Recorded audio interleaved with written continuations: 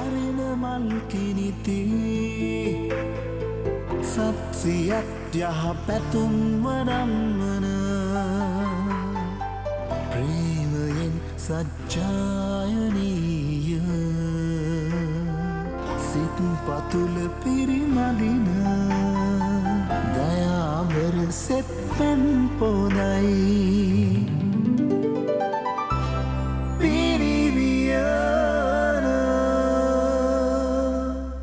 සුවබර උදෑසනක් ප්‍රාර්ථනා කරනවා. අපි හැමෝම ජීවිතේ සතුට දකින්න කැමති. හැබැයි ජීවිතේ සතුට විතරක් දකින්න කැමති අය, ඒ කියන්නේ ජීවිතේ දුක අත්විඳලා නැති අය සතුටේ තියෙන චමත්කාරයේ කොයිතරම් දුරට දන්නවද කියන කාරණාව ප්‍රශ්නයක්. ඒ නිසා දුක සතුට සමබරව අත්විඳින්න හැකියාව තියෙන්න ඕන අපි හැමෝටම. එහෙම වුණොත් දුකෙහි නොහැලී සතුට විඳින්න, සතුටේ රිද්මයානුකූල බව ජීවිතයට ලං කරගන්න පුළුවන්කම ලැබෙනවා. අදත් සිකුරාදා පිනිවියනෙන් ඔබත් එක්ක ජීවිතය මේ විදිහට බෙදා ගන්න සූදානම්.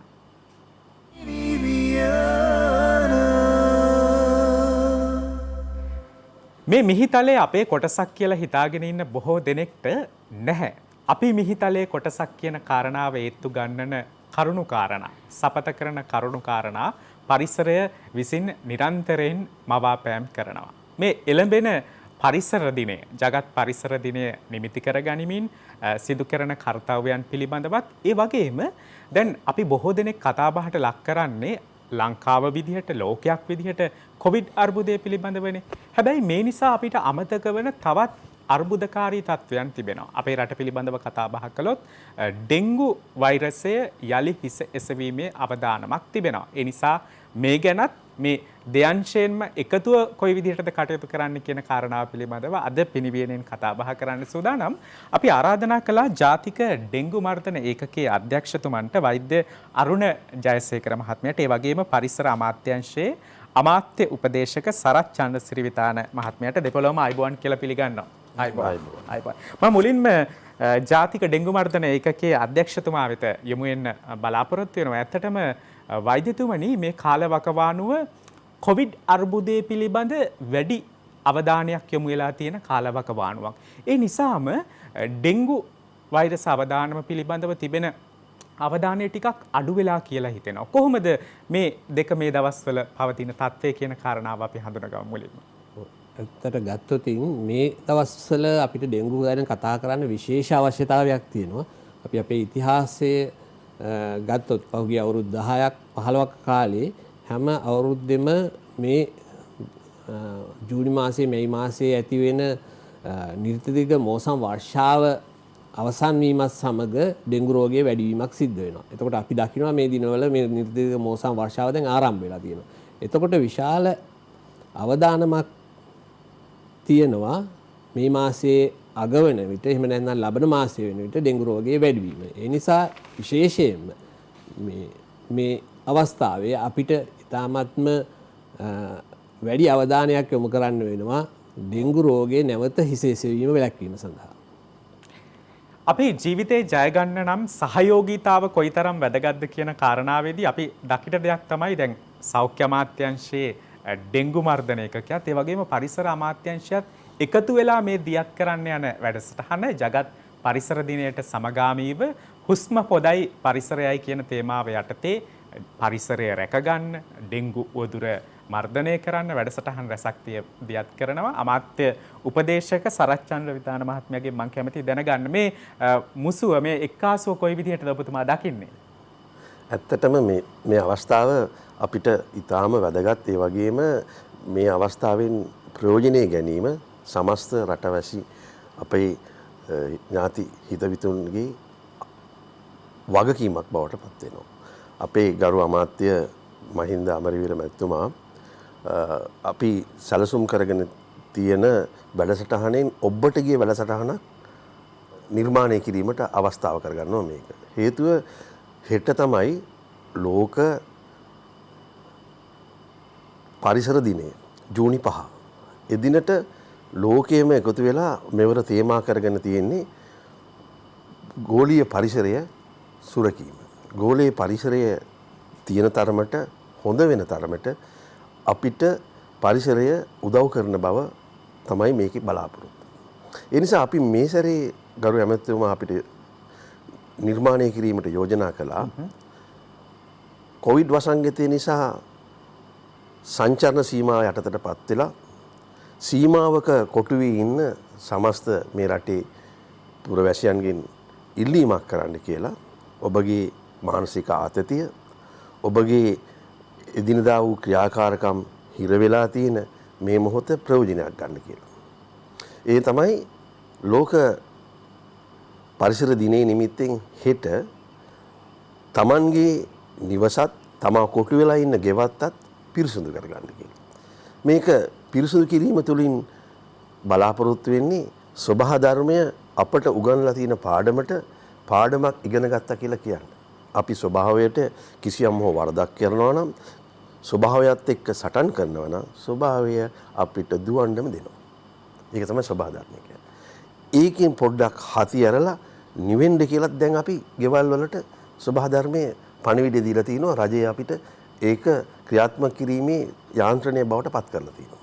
ඒ නිසා මේ කොටු වී ඉන්න නිවස් තුල ඉන්න නිවසියන්ගෙන් පරිසර අමාත්‍යාංශයේ ආදරෙන් ඉල්ලනවා හෙට දවස පුරා Tamanගේ නිවස සුපිරිසුදු නිවසක් බවට පත් කිරීමටත් ගෙවත්ත පිරිසුදු කරගෙන ඒ පිරිසුදු කිරීම තුළින් ඔබගේ ජීවිතත් සෞඛ්‍ය ආරක්ෂාවත් රටේම සෞඛ්‍ය ආරක්ෂාවත් කරගන්න කියලා. ඔබතුමාගේ ප්‍රවේශය ඉතාමත් වැදගත් වෙන්නේ අපේ පවිත්‍රතාව, අපේ නිවස වටපිටාව පවිත්‍ර කර ගැනීමයි අපි මේ කතා බහ කරන අනෙක් තත්වය. ඩෙන්ගු වෛරසය පාලනය කිරීමට මේක කොයිතරම් ඉවහල් වෙනවද කියන කාරණාවත් පිළිබඳව කතා බහ කරාදී වෛද්‍යතුමනි දැන් මේ කාලවකවානුවේ කොවිඩ් රෝග ලක්ෂණත් ඩෙන්ගු රෝග ලක්ෂණත් සමානකමක් දක්වනවා. මේක වෙන් කරලා හඳුනගන්න බැරි කමක් තියෙනවා කියලා පහුගිය දවස්වල වාර්තා වුණා. කොහොමද මේ තත්වය?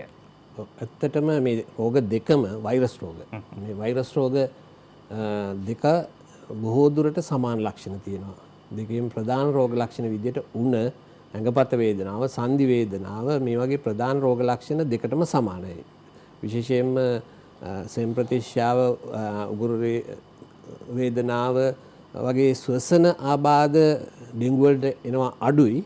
ඒ හැර අනික් රෝග ලක්ෂණ සියල්ලම වගේ සමානයි. මොකද ආරම්භයේදී ඇති වෙන්නේ උණ සහ ඇඟපත වේදනාව, හිස රදය. මේවා සමානයි. ඒ නිසා අපිට මේ අවස්ථාවේ උණ තියෙනවා නම්, හිස රදය, ඇඟපත වේදනාව තියෙනවා නම් වහාම ඩෙන්ගු රෝගය වීමේ හැකියාව නිසා වෛද්‍යවරයෙක් හමු යන්න, සුදුසුකම්ලත් වෛද්‍යවරයෙක් එහෙම නැත්නම් රෝහලකට යන්න ගිහිල්ලා හඳුනා ගන්න මේක ඩෙන්ගුද කොවිඩ්ද කියලා. මොකද කොවිඩ් වලටත් වඩා වැඩි අනතුරකට මුහුණ දෙන්න පුළුවන් මේ රෝගය ඩෙන්ගු වුණොත්. ඔබට හැදිලා තියෙන උණ ඩෙන්ගු රෝගයක් නිසා නම් වෙලා තියෙන්නේ. ප්‍රමාද වුණොත් ඔබ ප්‍රතිකාර ගන්න, රෝහලකට යන්න ප්‍රමාද වුණොත් බරපතල තත්ත්වයකටපත් වෙන්න, සමහරට මරණයටපත් වීමේ අවස්ථාවක් තියෙනවා. ඒ නිසා වහාම මේ රෝග ලක්ෂණ හඳුනා ගන්න, අවශ්‍ය ප්‍රතිකාර ගන්න, අවශ්‍ය පරීක්ෂණ කරලා රෝගය තහවුරු කරගන්න රෝහලකට යෑම අත්‍යවශ්‍ය වෙනවා. සරත් චන්ද්‍රශ්‍රී විතාන මහත්මයා දැන් මේ කාලවකවානුව සමහර විචාරකයෝ පවසන දෙයක් තමයි පරිසරය මිහිතලයේ ගිමන් නිවන අවස්ථාවක් කියලා. අපි මේක ප්‍රයෝජනයට ගන්න ඕන. ඔබතුමාර ප්‍රවේශයේදී සඳහන් කරපු කාරණාව වගේම මේ අපිට හොඳ අවස්ථාවක්. අපේ නිවස වටපිටාව පවිත්‍ර කරගනිමින් අපේ හුස්ම පොද පරිසරය රැක ගැනීමේ වැඩසටහනට දායක වෙන්න. කොහොමද පරිසර අමාත්‍යාංශය මේ කටයුත්ත දියත් කරන්න බලාපොරොත්තු වෙන්නේ? ඇත්තටම මේ පරිසර පිරිසිදු කිරීමේ වැඩසටහන සොබාදමයි හුස්ම පොදයි. ඒක තමයි. සොබාදමේ හුස්ම පොද ආරක්ෂා කර ගැනීම තමයි අපේ අයිතිය. ඒක වඩාත් හොඳින් කරනවා කියලා පෙන්වන්න තමයි සොබාදමයි පරිසරයයි කියලා අපි මේවර මේ වැඩසටහන පවත්වා ගන්න යන්නේ. මගේ මේ රාජකාරී ජීවිතයේදී මෙවැනි මේ තුන්වෙනි තුන්වෙනි අවස්ථාව මෙවැනි දේ සමස්ත අපේ රටේම පිරිස එකතු වෙලා කරන. පළවෙනි එක තමයි 2000 ගණන් වල මේ කාලය තුල රජයේ විසින් තීරණය කළා සුපිරිසිදු නිල සෙවණක් කියලා. මැයි මාසේ පළවෙනි කමුකරු දිනය එළඹෙනදා Tamanගේ කාර්යාල පරිශ්‍රය පිරිසිදු කරගන්න කියලා. එහිදී අපිට තිබෙන අත්දැකීම තමයි එවකට හිටපු රාජ්‍ය පරිපාලන ලේකම්වරයා කියනවා ඒ දිනය උපයෝගී කරගෙන රාජ්‍ය පරිපාලන අමාත්‍යාංශයේ තට්ටු 7 පිරිසිදු කිරීම නිසා එක දිනයක අනිත් පසුවෙන්දා ලොරි 17කින් Tamanගේ පරිශ්‍රයේ තිබුණු අපද්‍රව්‍ය ඉවත් කරා කියලා. ඒ එක අවස්ථාවක්. එය අවස්ථා 3ක විතර යනකොට තුන්වෙනි මැයි පළවෙනිදා සුද්ධ කරනකොට ආයතනවල කුණු තිබෙත් නැහැ. ඊට පස්සේ සෞඛ්‍ය අමාත්‍යාංශය අපි රාජකාරී කරන කාලේ ඩෙන්ගු වදුර වල ලංකාවේ පටන් ගන්නකොට ගෙන්ගෙට යමු වීති බහිමු ඩෙන්ගු නසමු සටන කරමු කියලා තේමාව යටතේ මදුරු මර්ධන සතියක් ආරම්භ කළා. ඒ වෙනකොට ඩෙන්ගු වදුරෙන් මාසිකව හිතා ගන්නත් බැරි මරණ සංඛ්‍යාවක් සිදු වුණු කාලයක්. මම හිතන්නේ ඒ ක්‍රමයෙන් ප්‍රයෝජනෙට ගිහිල්ලා අද වෙනකොට ගොඩාක් දුරට පාලනය කරගෙන තියෙනවා. ඒක ප්‍රධාන හේතුව තමයි අපේ ජනතාව දැනුවත් වීම, ජනතාව ඒ ක්‍රියාකාරකම් හා එකතු වීම. ඒකට රජයේ මැදිහත් වෙන අමාත්‍යාංශයක් මැදිහත් වෙලා ඔබට ඉල්ලීමක් කරන්නේ මෙවරත් පරිසරයයි සොබහදමයි එහෙම නැත්නම් හුස්ම පොදයි පරිසරයයි කියන මේ උද්ෘතයේ ඔස්සේ දියත් කර ඇති ජගත් මිහිතල දිනේ සමරන නිවාසය ගෙවත් සුපිරිසිදු කිරීම වැඩසටහනට එකතු වන්න. එහිදී අපිට මේ දවස්වල ගෙදරට වෙලා ඉන්න නිසා අමතක වෙලා ගිය ටින් කැබලි, පෝල් කටු වැනි වතුර පිරෙන ස්ථාන මේ වැස්සත් සමග වතුර පිරෙන ස්ථාන විශේෂයෙන් වැහි පිහිලි පිරීලා තියෙන්න පුළුවන්.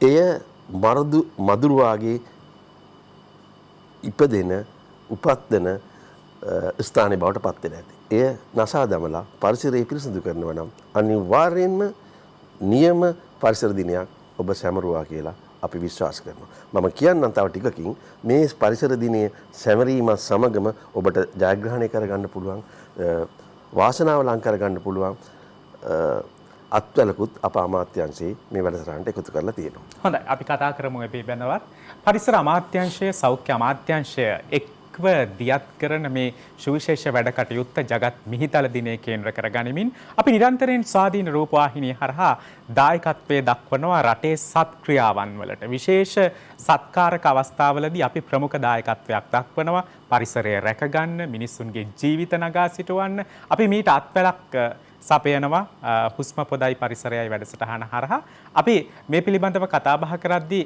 වෛද්‍යතුමනි දැන් අවදානම් කලාප විදිහට ඩෙන්ගු රෝගේ මේ දවස්වල මොන කලාපද තෝරගෙන තියෙන්නේ හොයාගෙන තියෙන්නේ නිතිදිග වර්ෂාවෙන් පස්සේ මේ නිතිදිග වර්ෂාව බලපාන ප්‍රදේශ තමයි අවදානම් කලාප. ප්‍රධාන වශයෙන්ම කොළඹ, කළුතර, ගම්පහ, මහනුවර, රත්නපුර, කෑගල්ල, කුරුණෑගල, ගාල්ල, මාතර මේ වගේ ප්‍රදේශ තමයි අවදානම්.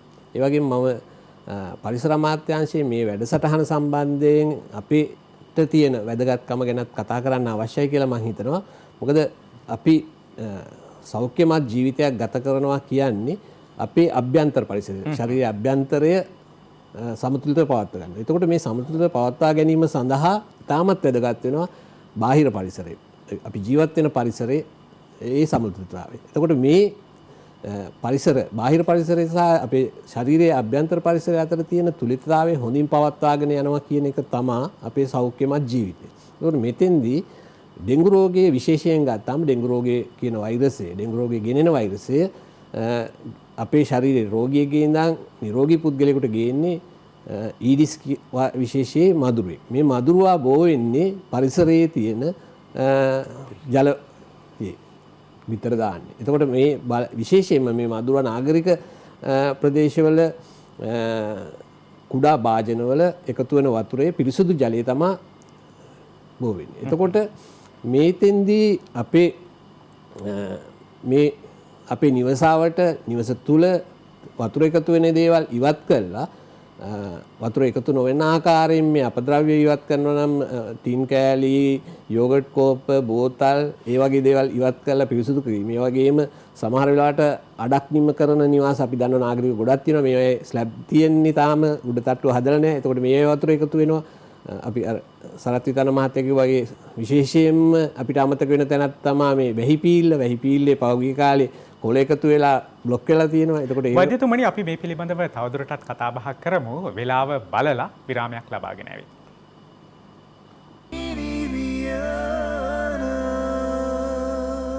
සිකුරාදා පිනිවියනෙන් අපි අවසාන වශයෙන් කතා කරමින් හිටියේ ජාතික ඩෙංගු මර්ධන ඒකකයේ අධ්‍යක්ෂ වෛද්‍ය අරුණ ජයසේකර මහත්මයාත් එක්ක මේ ඩෙංගු වෛරසය තිබෙන අවදානම් කලාප සහ පරිසර අමාත්‍යාංශය හා එක්ව දියත් කරන මේ වැඩසටහන හරහා ඩෙංගු මර්ධන ක්‍රියාවලියට දායක වෙන්නේ කොහොමද කියලා. අපි ඒක ගැන තවදුරටත් කතා කරමු. අපි කතා කළේ දැන් මේ මදුරුවා බෝ වෙන්නේ පරිසරයේ. ඒ නිසා පරිසරය පිරිසුදුව තබා ගන්නවා කියන එක තමයි අපිට මදුරුවා බෝවීම වළක්වා ගන්න තියෙන හොඳම ක්‍රමය. මොකද අපි දන්නවා මේ රෝගයට නිශ්චිත ප්‍රතිකාරයක් නෑ වෛරසය නේද? ඒ වගේම අපි දැන් කතා කරන ඔය වැක්සින් වර්ග නෑ අපිට මේක බෝ වෙන එක වළක්වන්න තියෙන ප්‍රධාන එකම ක්‍රමය තමයි මේ මදුරුව බෝ වෙන එක වළක්වන්න. මදුරුව බෝ වෙන එක වළක්වා ගන්න පුළුවන් හොඳම ක්‍රමය තමයි තමන්ගේ නිවස සහ නිවසාවට ප්‍රදේශයේ මදුරුවන් බෝ විය හැකි ජලය එකතු විය හැකි ස්ථාන ඉවත් කිරීම පිරිසුදු කිරීම. එතකොට අපි දන්නවා පෞගිය කාලේ අර ගිය අවුරුද්දේ ලොක්ඩවුන් එකෙන් පස්සේ ඩෙන්ගු රෝගේ විශාල වශයෙන් අඩුණා. අපි දන්නවා ඒ වෙලාවේ තිබුණා ගෙවතු වගා කිරීමේ උනන්දුවක් තිබුණා. ගෙවල් පිරිසුදු කළා ගෙදර ඉන්න ගමන්. එතකොට විශාල අඩුවීමක් තිබුණා. එතකොට අපිට ඒ අවස්ථාව දැන් ආයි භාවිතා කරන්න පුළුවන්. මේ අවුරුද්දේ විශේෂයෙන්ම මේ පරිසර අමාත්‍යාංශ වැඩසටහනත් සමග සමගාමීව අපි නිවස පිරිසුදුව තබා ගනිමු. නිවස තමා අපේ පරිසරය. අපේ පරිසරය අපි හොඳට තියාගත්තොත් අපිට පුළුවන් ඩෙන්ගු හැදෙන එක වළක්වා ගන්න. මොකද මේ මදුරුවට පියාඹින්න පුළුවන් මීටර් 100ක් වගේ. ඒ කියන්නේ නිවාස කිහිපයක දුරට. ඉතින් තමන්ගේ නිවසයි අවට නිවාසයි පිරිසුදු තියෙනවා නම් මදුරුවෝ ඇවිල්ලා ඔබව කන්නේ ඔබට ඩෙන්ගු රෝගේ බෝ වෙන්නේ නැහැ. ඔබට ඊට නිමිත්තක් සපයනවා ලෝක පරිසර දිනය වෙනුවෙන් පරිසර අමාත්‍යාංශය දියත් කරන හුස්ම පොදයි පරිසරයයි කියන මේ වැඩසටහනත් ඩෙන්ගු මාරයාගෙන් ඔබත් ඔබේ පවුලත් රැකගන්න ගෙදර සැවොම එකතු වෙලා පරිසර දිනයදා ඒ වගේම හැමදාම ඔබේ නිවස හා වටපිටාව පිරිසිදු කරගන්න ඩෙන්ගු පිටු දකින්නත් ගෙවත්තේ බීජයක් සිටවන්න කියන කාරණාවත් මතක් කර සිටිනවා. පරිසර අමාත්‍යාංශයේ අමාත්‍ය උපදේශක සරත් චන්ද්‍රසිරි විතාන මහත්මයා ඊටාම හොඳ කරුණක් මතක් කළා. දැන් නිවසට වෙලා ඉන්නේ අපේ පුංචි දරුවෝ, ඉස්කෝලේ යන දරුවෝ, ඒ වගේම සමහරු රැකී ආරක්ෂා කරන අයත් නිවසේ ඉන්නේ. ඵලදායීත්ව මේ දේ යොදා ගන්න පුළුවන් හැකියාවක් තිබෙනවා සහ ඕන්ව අගයන වැඩසටහනකුත් තියෙනවා. අපි මතක් කරමු ඒ ගැන. ඇත්තටම මේ හුස්ම පොදයි පරිසරයයි වැඩසටහන හෙට දියත් වෙනකොට ලෝක පරිසර දිනය සාමූහිකව සමරනකොට ඔවුන්ගේ කැපවීම අමතක කරන්න අපේ අමාත්‍යාංශයේ බලාපොරොත්තුවක් නැහැ. ඒක අගය කිරීමට ඉතාම අත්‍යවශ්‍ය සාධකයේ බව අපේ ඇමතිතුමා අපිට උපදෙස් දුන්නා. ඒ නිසා අපි කරගෙන යනවා, අපි කරන්න අදහස් කරනවා හෙට දිනේ Tamanගේ නිවසේ සුද්ධ පවිත්‍රතාවය කරගෙන යන අයුරු අපගේ දරුවෝ එහෙම නැත්නම් වැඩිහිටියෝ එකතු වෙලා කරන මේ ව්‍යායාම එහෙම නැත්නම් සත්ක්‍රියාව ඡායාරූපකරණයට හෝ සජීවීකරණයට භාජනය කරගෙන දැන් සියලු දෙනාටම ස්මාර්ට්ෆෝන් එකක් තියෙන්න පුළුවන්, ටැබ් එකක් තියෙන්න පුළුවන්. ඒ ඇසුරෙන් ප්‍රයෝජනයගෙන අප වෙත එව්වම හෙටයි අනිද්දායි පස්වෙනිදා සහ හයවෙනිදා පැයෙන් පැයට ජයග්‍රාහකයෝ 3 දෙනෙක් තෝරගෙන ඔවුන්ට මූල්‍ය ත්‍යාගයකුත් වටිනා සහතික පත්‍රයකුත් අපේ අමාත්‍යාංශයෙන් දෙන්න බලාපොරොත්තු වෙනවා, ලබා දෙන්න. එයින් එතකොට එකපාරම ඔවුන්ගේ කැපවීම අගය කරන වගේම එය ඍජුව ඔවුන් ලබා ගන්නා දෙයක්. නමුත් ඔවුන් වක්‍රව තමන්ගේ සෞඛ්‍ය ආරක්ෂණය ලබා ගැනීමත් සිද්ධ වෙනවා. මට මේ අවස්ථාවේ මතක් වෙනවා අපේ අමාත්‍යාංශය මෙවර තේමා කරගත්තේ ස්වභාවදමයි පරිසරයයි කියන තේමාවෙන් නිවස ගෙවත්ත පිරිසිදු කිරීම. ඒ වගේම පහුගිය කාලේ විශේෂ වැඩසටහන් 3-4ක් සමාජගත කළා. මේ සමාජගත කිරීමේදී අපිට අපේ රටේ මිනිස්සු මහා ජනතාව Tamanගේ දැනුවත් වීම මත විශාල සහයෝගයක් ලබා දුන්නා. එයින් ප්‍රධානම දේ තමයි පසුගිය සිංහල හින්දු අලුත් අවුරුද්දත් එක්ක අපේ අමාත්‍යාංශයෙන් කරන ලද ඉල්ලීමක්, ගරු ඇමතිතුමා විසින් කරන ලද ඉල්ලීමක් අනුව පළවෙනි වතාවට අවුරුදු නැකත් සීට්ටුවට නැකත් දිනයක් ලෙස පැළ සිටුවීමේ නැකතක් ලැබෙනවා. අප්‍රේල් මාසේ 16 වෙනිදා. එදා අපි ඒ වෙනකොට සමාජයට දැනුම් දුන්නා මේ අපේ හුස්ම දෙනතුරු කියලා රුක් රෝපණ වැඩසටහනක් තියෙනවා. ඒකේ වැඩසටහනක් විදිහට නැකතට පැලයක් වැඩසටහනට අපෙත් එක්ක එකතු වෙන්න කියලා අපි බලාපොරොත්තු වුණා. සාමාන්‍යයෙන් නිවාස ඒකක 5.5 මිලියන කියන්නේ මිලියන ලක්ෂ 55ක නිවාස ඒකක විතර ලංකාවේ තිබෙනවා. එයින් ලක්ෂ 30ක්වත් මිලියන 3ක්වත් අපෙත් එක්ක එකතු වෙයි කියලා. අපිට මේ වෙනකොට ලැබිලා තියෙන තොරතුරු අනුව 80ක විතර හොඳ යහපත් ප්‍රතිචාරයක් ලැබිලා නැකතට පැලයක් වැඩසටහන සාර්ථකව අපි අවසන් කළා. අපේ ඊළඟ අවස්ථාව කීප විටක්ම ගරු ඇමතුමා අපේ විවිධ මාධ්‍ය හා සාකච්ඡාවලදීත් අපේ රැස්වීම් වලදීත් කියනවා අපි කෙසේ වෙතත් ලබන අවුරුද්දේ නැකතට පැලයක් වැඩසටහන විශ්වීය වාර්තාවක් ලෙස ඉදිරියට ගෙන යමු කියලා. ඒක හිස්ම දෙනතුරු වැඩසටහන. තව එකක් තිබුණා. දැනට හැම කාර්යාලයකම පාසලකම පොදු ස්ථානයකදී පවා මිනිසුන් ප්ලාස්ටික් පෑනක් ප්‍රයෝජනයට ගත්තට පසු විසි කරලා දානවා. එය සමාජයට ලොකු ප්‍රශ්නයක්. ප්ලාස්ටික් දිරන්න අවුරුදු 500ක් විතර යනවා. ඒ එකතු කරනවා විනයක් සහ නීතියක් කියලා ස්වාධීනව කරගත යුතු ස්වයන්ව ආරක්ෂා කරගත යුතු පාඩමක් දීලා තමන්ගේ කාර්යාල පරිශ්‍රයේ ඒ එකතු කර ගැනීමේ වැඩසටහනක් කරනවා. අපි කතා කරමු මේ පිළිබඳව තවදුරටත් විරාමයක් ලබාගෙන.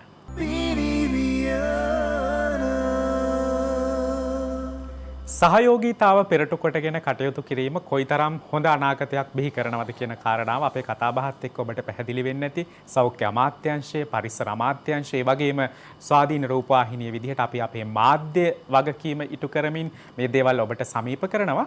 වෛද්‍යතුමනි අවසාන වශයෙන් දැන් මේ කොරෝනා අර්බුදය අවදානම පිළිබඳ කතාබහ කරද්දී අවධානය අඩු වෙලා තිබෙනවා ඩෙන්ගු පිළිබඳව. අපි ඒ ගැන අවසාන වශයෙන් පොදුවේ මොකක්ද මහ ජනතාවට ලබා දෙන පණිවිඩය? අපිට මේ අවස්ථාව විශේෂයෙන්ම කියන්න අවශ්‍යයි ඩෙන්ගු කියන්නේ කොරෝනා වලට වඩා වැඩි මරණ අනුපාතිකයක් තියෙන. වැඩි ප්‍රමාණයක් බරපතල වෙන්න පුළුවන් භයානක රෝගයක්. පසුගිය කාලයේදී මේ රෝගයෙන් මිය යන ප්‍රමාණය විශාල වශයෙන් අඩු වෙලා තියෙනවා. 0.5යි මේ ගිය අවුරුද්දේ මේ අවුරුද්දේ. එතකොට 0.05යි.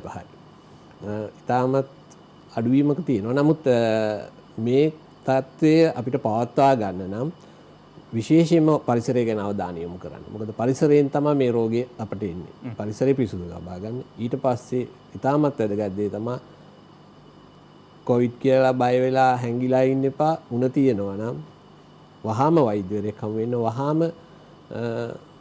රෝහලකට යන්න. සෑම රෝහලකම විශේෂයෙන්ම කොවිඩ් වලට වෙන් කරන ලද රෝහල් කීපයක් හැර අනෙක් සියලු ප්‍රධාන රෝහල් වල මේ ඕනෑම රෝගයක් සඳහා වෛද්‍යවරු පරීක්ෂා කරනවා, ප්‍රතිකාර කරනවා. ඒ නිසා වහාම රෝහලකට ගිහිල්ලා ඩෙන්ගු තත්ත්වයේ බරපතල වීම වළක්වා ගන්න පුළුවන්. ඔබට ඩෙන්ගු තිබුණා තියෙනවා. සරත් චන්ද්‍රසිරි විතාන මහත්මයා අවසාන වශයෙන් මොකක්ද ලබා දෙන පණිවිඩය? හෙට ලෝක පරිසර දිනය අප ගරු අමාත්‍ය මහින්ද අමරවීර මැතිතුමා ඇතුළු සමස්ත පරිසර අමාත්‍යාංශයෙන් ඔබ සැමගෙන ඉල්ලීමක් කරන්නේ හෙට ඔබගේ නිවස ගෙවත්ත පිරිසිදු කරගමු. එයින් සොබා දමයි පරිසරයයි කියන තේමාවෙන් යුතු ලෝක පරිසර දිනයේ සැමරීම අර්ථවත් කරමු. Tamanගේ නිවසට වී සිටීම ආතතියෙන් පිරුණා නම් ඒක මිදෙන්නට පරිසරෙත් එක්ක කතා බහක් කරමු. පරිසරය හා කතා බහ කරන්න ගෙවත්තේ තියෙන ගහකොළ එක්ක පොඩ්ඩක් හෙට දිනේ කතා කරන්න බලමු. ගෙදර මුල්ලක තියෙන කුණු ටික එකතු කරගන්න බලමු. ඒ අනුව හෙට අපි යහපත් පරිසර දිනයක් සමරමු. නිකන් නෙවෙයි තිලිනයකුත් එක්ක. හොඳයි. ජාතික ඩෙංගු මර්ධන ඒකකයේ අධ්‍යක්ෂ වෛද්‍ය අරුණ ජයසේකර මහත්මයාටත් ඒ වගේම පරිසර අමාත්‍යාංශයේ අමාත්‍ය උපදේශක සරත් චන්ද්‍රසිරි විතාන මහත්මයාටත් බෙහෙවින්ම ස්තුතිවන්ත වෙනවා.